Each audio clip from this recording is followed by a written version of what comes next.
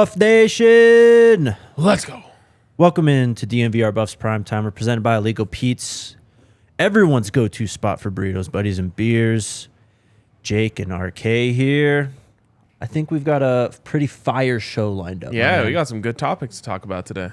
There's a lot going on, and a surprising amount for, I guess, early June. Yeah. But the big sports news today was the PGA LIV Golf merger. Yes.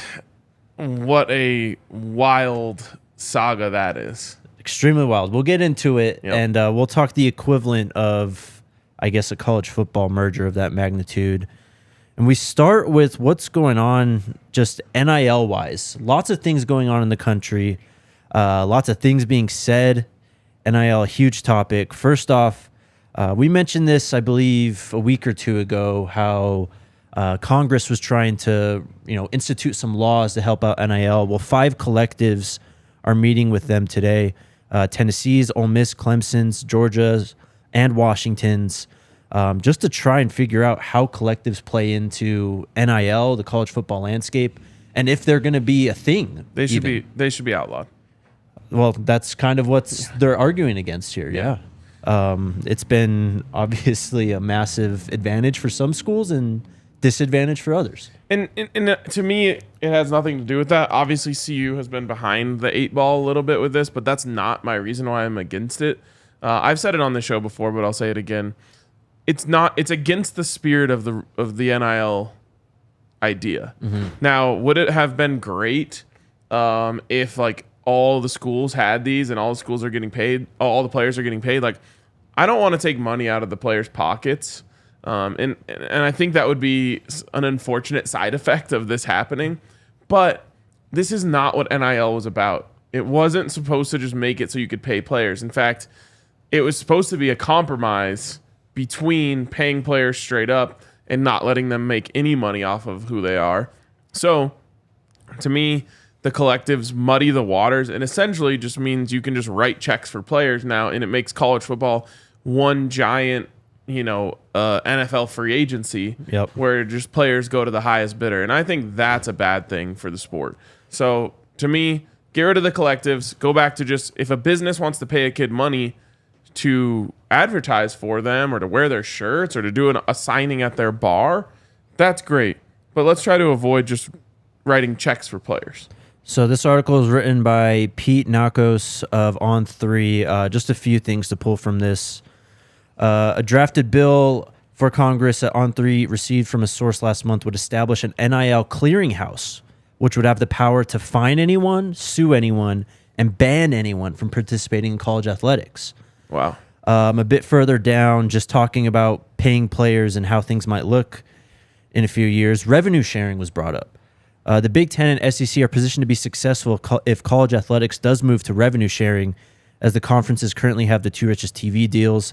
The 5 collectives traveling to Washington, D.C. represent the ACC, the Pac-12, and the SEC. The only Pac-12 school is Washington, who may be a Big Ten school here pretty soon. Yeah.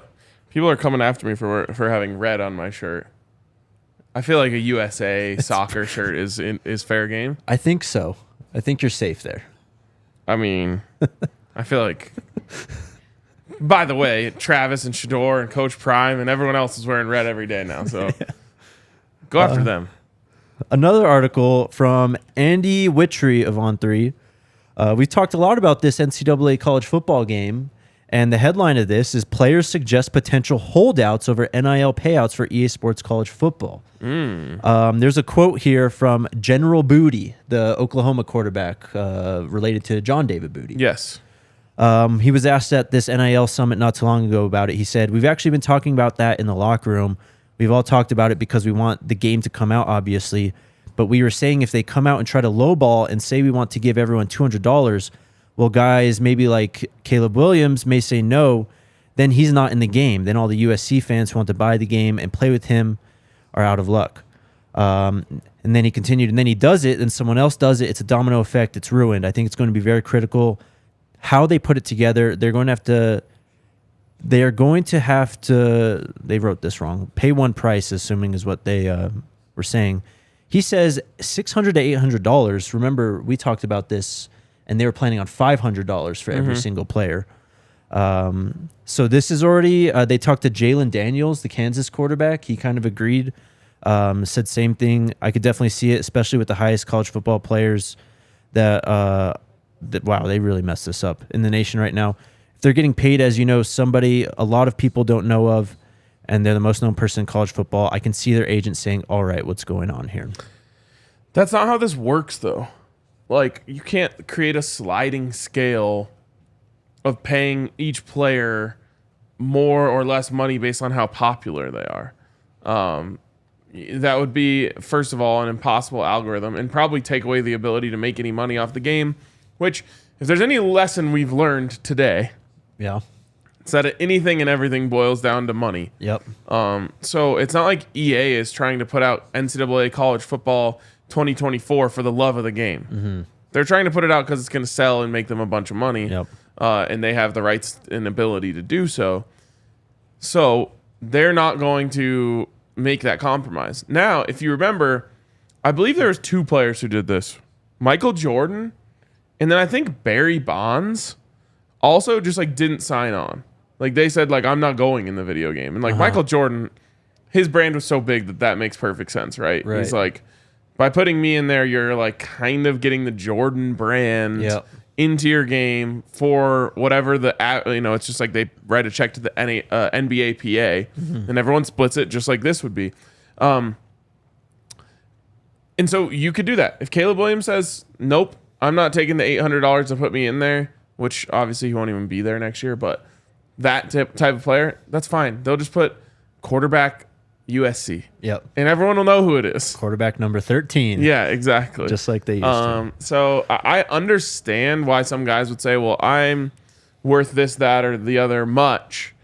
I want more than the the $800 or whatever it is. And they're right about their value and that they are worth more than that. But the game won't care. Right.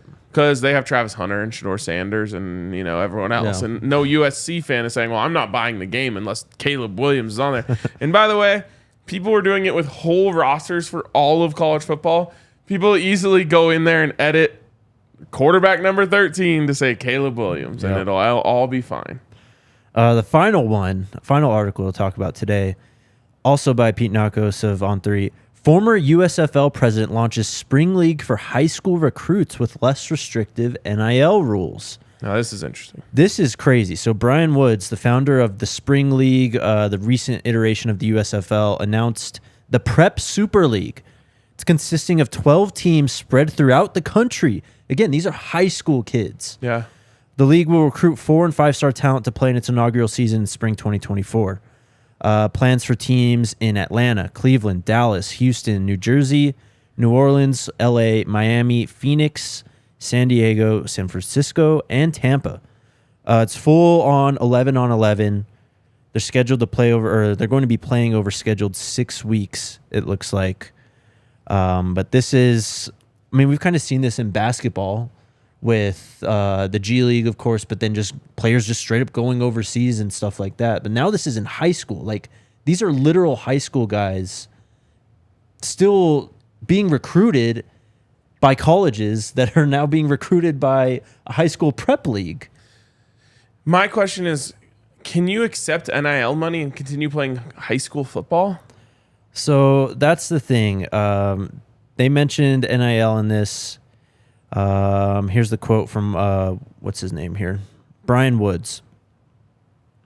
He said, "We should be viewed as a supplemental and complementary entity to traditional high school football first and foremost. In terms of NIL, parents and athletes are going to make their own decisions at some point. The landscape is changing very quickly. We believe that we're going to be able to raise the brand value of especially the 4- and 5-star players that elect to come in. They may have a great grading on them, may have numerous offers. But if a player comes into the Prep Super League, it's really going to raise his brand awareness. Athletes could increase his opportunities for either more NIL deals or NIL deals with more monetary value behind them." So that the plan is to cash in on NIL. But it's mostly just a brand. They're saying it'll elevate their personal brand. So when they can cash in on NIL, it'll be worth more. Yep. They mentioned, I mean, we kind of have some things like this. IMG Academy, for example, like basically just a high school super team. This is basically what they're trying to do here. But yeah, man, this is, so with all that in mind, all those 3 articles, what would be, I guess, the monumental change for college football, a la PGA LIV merging? Well, first of all, I want to talk about this PGA LIV thing just briefly because it is a monumental L for the PGA. Just an embarrassing situation all around because of all the shit they talked. And this is why you should always be careful what you say because you never know. Like the whole idea of like don't burn bridges, you just never know when you have to cross that bridge again. Right. So don't burn bridges. Jay Monahan goes out there and gets on his moral high ground about LIV and like basically like equated LIV to like 9/11. Oh Lord. And now he's having to go back on all of that because what? LIV threatened his wallet. And every time money gets involved and people get scared, then you need that bridge to cross back over it. He burnt it in the public eye, of course. In the business world, he was able to go back across it, but it's just an embarrassment. And I feel bad for all the players who were like convinced not to go to LIV on moral pretenses or on the idea that it's bad for golf and like you're doing the right thing for the game of golf if you stay in the PGA. Nope.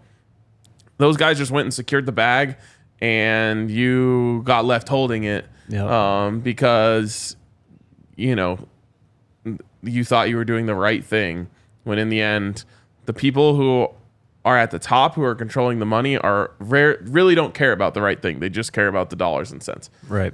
All right. There's my rant on that. I guess I'll throw this out. It feels like the first thing that comes to mind in terms of a merger or separation, something of this magnitude would be the SEC and Big Ten merging and then basically leaving college football and becoming their own type of league or series, whatever it is. Yeah. And that's probably the most obvious one. The thing is there's no villain in that. Like obviously LIV is kind of the villain in here and the hero, I put that in heavy air quotes, of the story is the PGA who like loses. They lost the battle. Yeah. But it would be similar in the sense of the public feeling of like sports washing, where money ends up trumping everything, and that's what would happen here, and it hurts the sport overall. And I think that's what would happen. The Big Ten and SEC merge, it's over for everyone else. Yep. And that hurts the sport. Everyone who's in that gets a bunch of money, and they, whoever it is, the institutions win, and everyone else loses, including fans. Like, I don't think it's better for college football. I've talked so much about, the All-State Conference and the State Farm Conference, how the champions, play each other at the end of it. Like, I don't think that's better for college football. I like college football the way it is now. I think that the NCAA is a shitty, corrupt organization that could use some fixing. But in terms of the way that it's played out, like I like all the different conferences and all that stuff. I can't wait for the 12-team playoff. So that's what I think is the most obvious one because it's a money grab that kind of gatekeeps the sport away from those who can't play at that level. Going back to that first article we read, talking about, Congress and the NIL things they're trying to do and mentioning revenue sharing, do you think that getting rid of collectives would essentially speed up this process for the Big Ten and SEC to go, you know what, we have the biggest TV deals, we could maybe even just afford to outright give the players a share, let them create their union, and off we go, basically? That's a big step. That's a big step from now that I just don't think they'll ever want to do. No one... Again, comes back to the money. They don't want to share the money. Right. No one, I shouldn't say no one. Most people, especially high-ranking business executives, don't want to share money with anyone. Right. Do you think we get like a salary cap situation then at some point? In terms of the NIL collectives and all that stuff? I don't think so. And that's what makes this so messy right now, which is why I'm like, just get rid of collectives. Yeah. The deals have to be done with the business. And yes, of course, that leaves the door open for shady shit. They need a lot more guidance on what's allowed and what isn't. Mm-hmm. They just, like, I'll never forget. They just turned the faucet on and then, like, walked away. Yeah. And the basement was flooding behind them. And they're like, you guys figure it out. Yep. Like, I'm sure it'll be fine. And, of course, it wasn't. And now they're going back and trying to, getting Roto-Rooter in there trying to suck all the water out of the basement because it doesn't. You needed like very clear rules. What can be done? What can't be done? Is there a limit on how big a deal can be? Like because what will happen even if you go to my system is, the one that we've seen is like Larry H. Miller Toyota, right? Right. Let's just say he happens to be really, really, really rich. Well, then he can just do like a $2.5 million deal for some guy to come do it. And like Right. it's not really the business. The business is just a front for a bigger deal on the back. So they need caps. They need you need to have like contracts.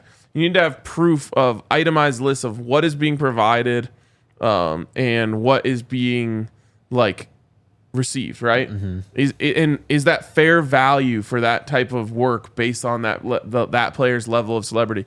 I mean, all of this stuff should have been a lot more formulaic, and they basically just said like, "Hey, the compliance people, you guys are in charge of this stuff now. Yeah. Make sure it's like good or whatever." Anything else on this? It's fascinating. Not just the LIV and PGA stuff, but where college football is heading. Well, my question is there another merger that could be like this? Like NCAA merges with the XFL. Right. Like, is there some like weird thing like that Yeah. that could be more like PGA and LIV?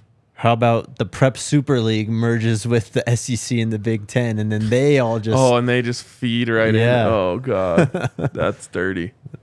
Yeah, that could be one too. We're like, I don't know. Sports washing is getting a little sketchy. We're getting close to a world where like sports change completely from what we know it as now. I mean, it's already happening in soccer. F1, where the Saudi money is coming in and just dominating everything. Manchester City has now won like a ridiculous, like 6 of the last 8 or something. Yeah. F1, like you said, now golf. It's not good. It's not good. Last year, F1, when they raced in Saudi Arabia, there was like a bomb attack, like miles from the track. Oh God. There were onboards where you could see like the smoke from the explosion. Jeez. Yeah. I mean, like the basketball to me would be the easiest next target. Mm-hmm. Very few players. Right. It's not like football where you have these 85-man rosters. You got to figure out how to pay all these guys. You could start a league and you offer LeBron James $1 billion a year to come play in your league. Yep. We'll see. Anything else? Nope. All right. Before we talk about, we got a little recruiting update, and then we'll talk just about Coach Prime's roster. Shout out to Pins and Aces, the official golf apparel partner of ALLCITY and DNVR. We love our Pins and Aces gear. We get tons of compliments on and off the course. They make great polos, hats, golf bags, even our favorite beer sleeve, and a new DNVR polo, right? Yeah, it's sick. So you can check that out at pinsandaces.com and use the code DNVR when you're there to receive 15% off your first order and get free shipping. Again, pinsandaces.com. And then Ken said UFC is next to get sports wash. That would be another easy one. You just get the biggest names and it's over. Yep, for sure. Pay them way more. And UFC fighters are getting criminally underpaid already. Oh, yeah. So it'll be even easier to get them. Yeah, they've been complaining about that for years. Yeah. 10 years, 12 years, more. I mean, you've got like big name fighters who are like household names who are like tweeting out hoping that fans vote for them for the fight of the night because it's like $100,000 bonus. Well, isn't it Francis Ngannou who was not even like under contract while he was like holding a belt or something? Yeah, I think he's like done. It's crazy. Yeah, and he was the champ. Insane. Shout out to Shador's number 2. Tomato-based rich, thick, sweet molasses-style barbecue sauce with tangy vinegar and fiery heat. Finishes with a subtle smoky note. It goes great on absolutely everything. Chicken, ribs, wings, Cuban sandwiches, all that good stuff. Pulled pork. Brisket. Everything. You can get your hands on some at plbse.com for a limited time. Use the code ALLCITY, all caps, all one word, at checkout, and you'll get 10% off your order should orders number 2. All right. Slight recruiting up. Well, big names, but slight recruiting update. First one, not that big of a name. Jordan Williams, a 2024 wide receiver / tight end, announces he will be visiting this weekend. He's from Midland Legacy High School. He doesn't even have a 247 sports profile, so I can't really tell you too much about him. But that's where he goes to school. That's the position he plays, listed at 6'3", 220, out of Midland, Texas. So, hotbed. Kylan Fox. Mm-hmm. He set his commitment date for the 4th of July. Oh, that's fun. He had a top 6. Remember that? Yep. CU was in it. Among a few other schools, it was Florida State, Georgia Tech, Ole Miss, Miami, Colorado, and UCF. He just went on an OV to UCF. He announced not too long ago, though, he's not going to Miami. We're down to a top 5 now. All right. Top five. Yep. Next guy, Charles Lester III. Yes. Remember we talked about him visiting? Yes. That's this weekend. Oh. So he will be visiting this weekend. He was scheduled to go to Alabama last weekend. FSU looks like the week after or 2 weeks after. Then after that, it's to Georgia. Remember, he put out that tweet. He said he was down to 3 schools, Alabama, FSU, and Georgia, but then, of course, has the visit to Colorado in there, too. And it's right between Alabama and FSU, so we'll see this weekend how that goes. All right. All right, we put out some graphics a few weeks ago. Yes. About where the players who were on this roster before Coach Prime got here have ended up. Mm-hmm. Well, now we are up to 79, 80 scholarship players. Yep. We're pretty full. So we're starting the other side of it. Where are they coming from? All right, let's see it. And we have the next graphic of the series, and there it is. Whew, look at that SEC one. SEC, the ACC, the leading conferences, the FCS, actually the leading group, I guess. Yeah. But obviously, that's heavily influenced by all of the Jackson State transfers. Exactly. So when you factor in the Jackson State kids, it's 8. So it's actually 5 FCS kids who weren't Coach Prime's kids before. You do have 4 JUCO kids coming in as well. But look at that. That is 23 kids from the Power 5. Yep. And that's 12 from the SEC and 7 from the ACC. Yeah, I mean, it's huge. And we're actually going to put this out on Twitter later today. I want to tweak it a little bit. Yeah. But that SEC bar just jumps out so much. And you know what the SEC and ACC bars looked like on the ones going out? They didn't exist. They weren't there. Yeah. 0 players from Colorado transferred to the SEC or the ACC. And how many is that? 10, 12, 17, 19 players? Assuming those little groups are 5. Yeah. Yep. 19 players from the SEC and ACC joining. And yeah, not all of them are Jordan Dominics, right, who went and balled out.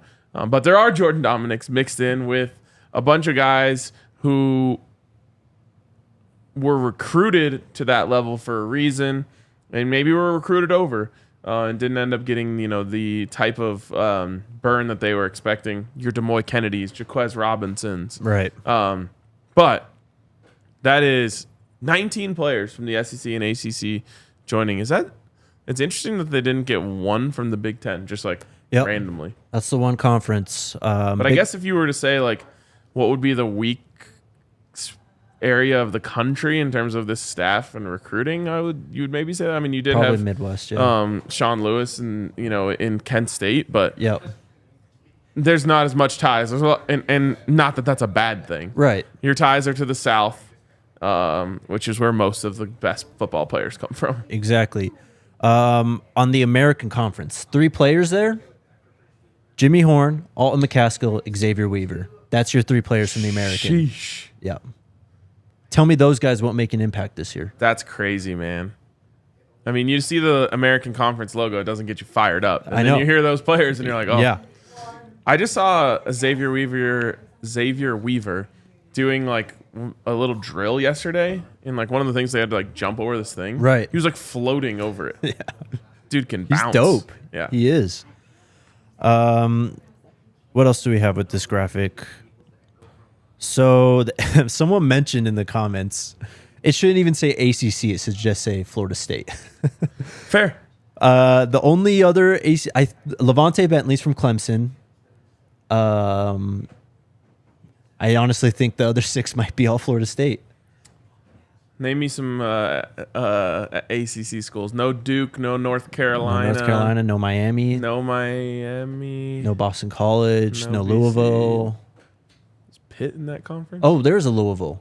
Mark Fassett. Ah, there we go. So your punter. And then also just on the FCS, so there was 13 players. 8 of them were from Jackson State. One of them was a kicker, too. It was Mata. Also, I never said that the Big Ten doesn't have dogs. We did not say that. We did not say that. I just said that this staff's ties are more to the South, which is where most of the best football players come from, which I think is completely true. Right. And would be proven out in another graphic like this that someone else could make. This doesn't include Chance Main, so he's not included in the Pac-12 numbers, which is only 2. Savell Smalls is 1 from Washington. Why does it not include Chance Main? We didn't include him in the other graphics. Like when we did all the transfer out, we didn't count him as a transfer out, so we didn't really count him as a transfer in. Fair. Just on this graphic, are you concerned about all the SEC players coming in who haven't really played a game and how they'll translate? No, because I have perspective on who they're replacing. Mm-hmm. You know what I mean?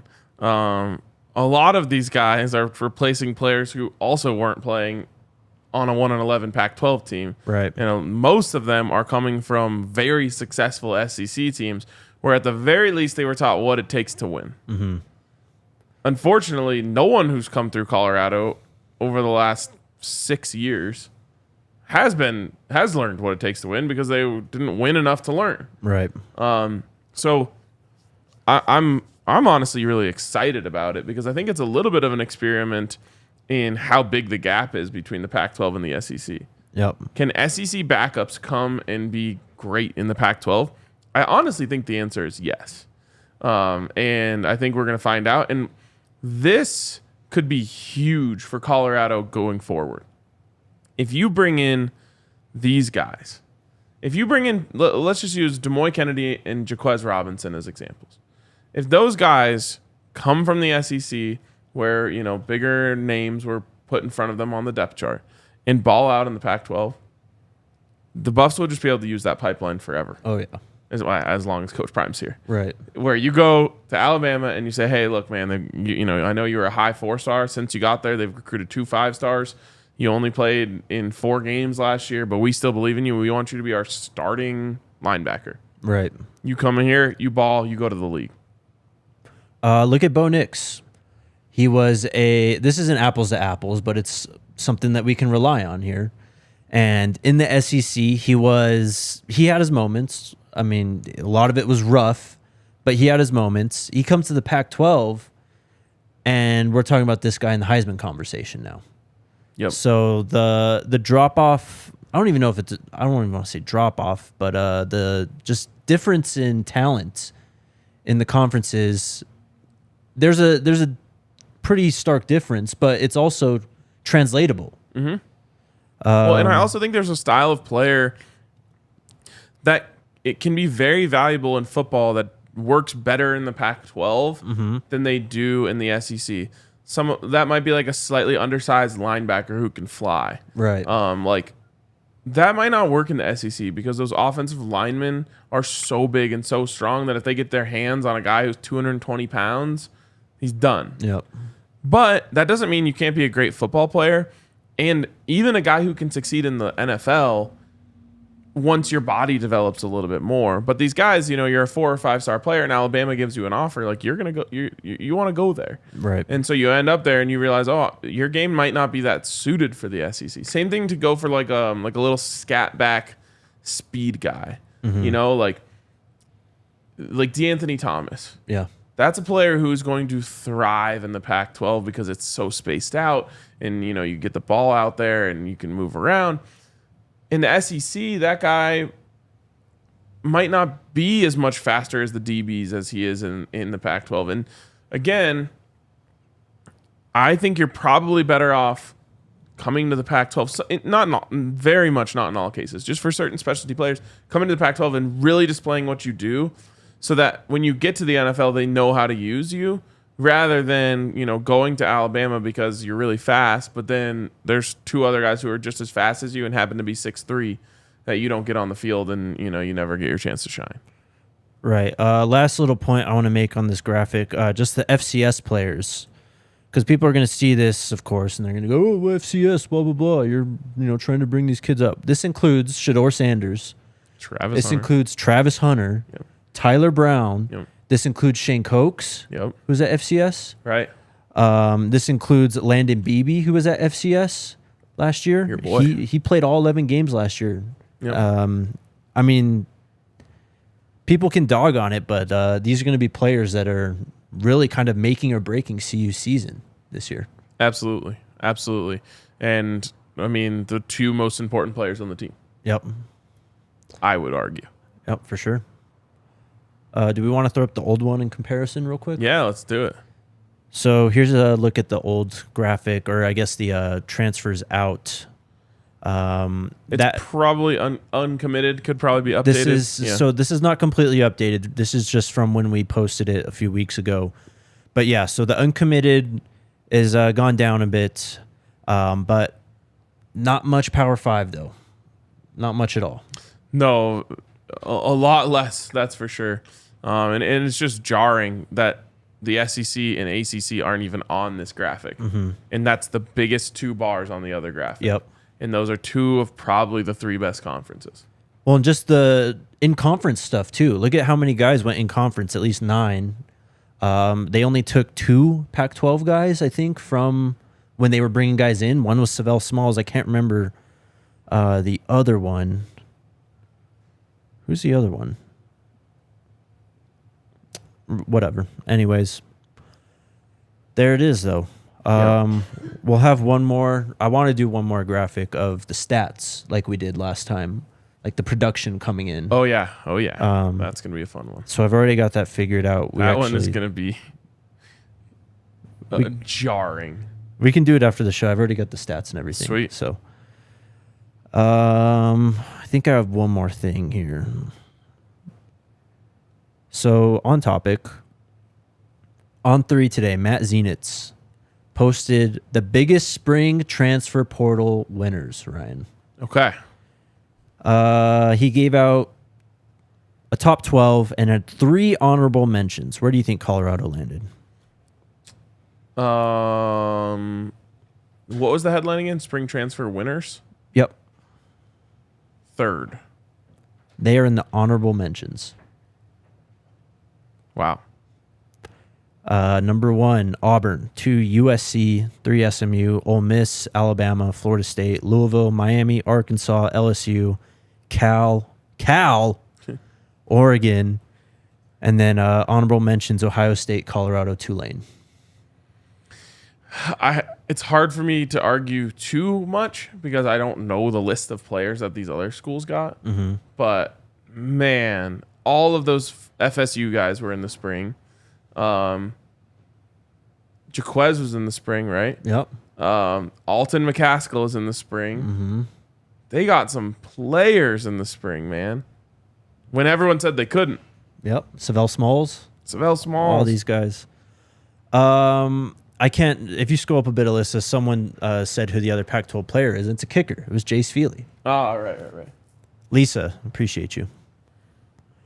I think a couple other people had it. TJ had it too. Oh, there you go. Appreciate you guys. Jason Brown. This episode of the DNVR Buffs Podcast is presented by Illegal Pete's. They're our go-to spot this entire summer. They've got an expanded happy hour. It's now 3 p.m. to 8 p.m. every single day.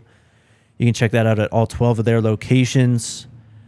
Stop by Illegal Pete's on Nuggets game days when you're not at the DNVR bar. Wear your Nuggets gear into any Illegal Pete's location and grab a house margarita or draft beer for free. You have to show them, I think, the stub of your ticket or whatever if you go to a game, but you can get that. It's a great deal. Shout out to Illegal Pete's. And then our friends at Breckenridge Brewery. The beer of the month here at DNVR, the DNVR bar, is their best beer, the Mountain Beach Sour. In your opinion. It is their best beer. You can get a ton of our other favorites, the Avalanche Amber Ale right in front of me, Vanilla Porter Jr., High City Golden, all that good stuff. You can find out exactly where to find Breckenridge Brewery using their beer locator. Go to www.breckbrew.com and you can find a Breck Brew near you. Hell yeah. What do you guys want to talk about? Angela's back. Jake and RK, what other coach in college can embrace cameras like CP, Coach Prime? We came up with one, Coach Cal at Kentucky basketball. Nope. Nick Saban, Kirby Smart, Lincoln Riley not doing it. None of them are, including Coach Cal. It's not. I respect Coach Cal. He's not even close in terms of understanding and capitalizing on the cameras. Right. Who would be another coach, though? Who's got like the personality that could not rival Coach Prime, because no one can, but hold a candle maybe? I don't think there is one, man. The only one I can think of, and I don't think he'd do it, but Trent Dilfer. I mean, he's worked with kids for so long. He has, though. No, he has. It's just not even. He's not even within 10 planets. I know. It's not close at all. Lane Kiffin, Charles says? No. Lane is closer, though.